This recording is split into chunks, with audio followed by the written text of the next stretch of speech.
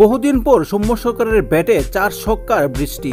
শেখ মেহেদী ও রিশাদ হোসেনের বলে আগুন। ব্যাটসম্যানদের ব্যর্থতায় সহজ ম্যাচটি হারতে হলো তাদের। এরকম সহজ ম্যাচও হারতে পারে রংপুর রাইডার্স, তা আবার দেখিয়ে দিল।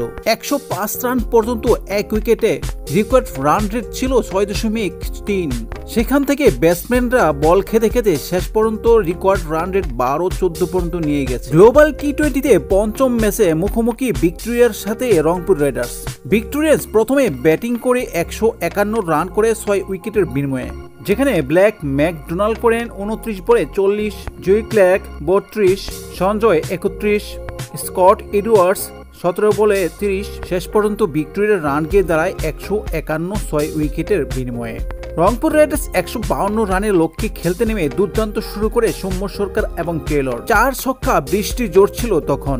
বহুদিন পর সৌম্যর ব্যাটে 50 দেখা, যেন আগের সৌম্যকে ফিরে পেয়েছি। টি20 ম্যাচে দারুণ ব্যাটিং করছিল সৌম্য সরকার। 42 বলে 51 রান করেন 4টি 4 ও 2টি ছক্কার মাধ্যমে 121.42 স্ট্রাইক রেটে। স্টিভেন টেলর 14 বলে 26 রান করেন 4টি 4 ও 1টি ছক্কার মাধ্যমে 185.71 স্ট্রাইক রেটে। এক উইকেটে রংপুর রাইডার্সের রান ছিল তখন 105, ওভার তখন 12।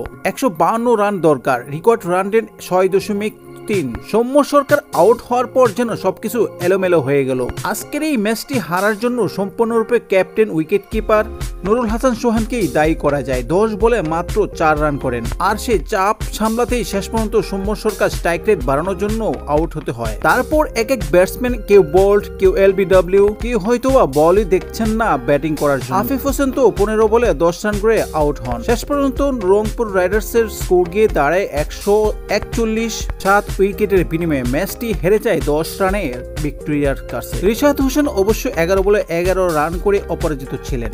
তবে রংপুর রাইডার্সের আজকে বাংলাদেশি যত বোলার ছিল সবাই ছিল সুন্দর। মেহেদী হাসান শেখ 3 ওভার বল করে 24 রান দিয়ে নিয়েছেন মূল্যবান 2টি উইকেট। রিশাদ হোসেন 4 ওভার বল করে 23 রান দিয়ে মূল্যবান 2টি উইকেট নেন 5.75 স্ট্রাইক রেটে। ব্যাট হাতে সৌম্য সরকার 51 রান করেন। সবকিছু ঠিক ছিল, তবে শেষের দিকে এসে ব্যাটিংয়ে ব্যর্থতার কারণে শেষ পর্যন্ত ম্যাচটি হেরে যায়। তো ক্রিকেটীয় সব ধরনের খবর পেতে চ্যানেলটিকে সাবস্ক্রাইব করুন। আল্লাহ হাফেজ।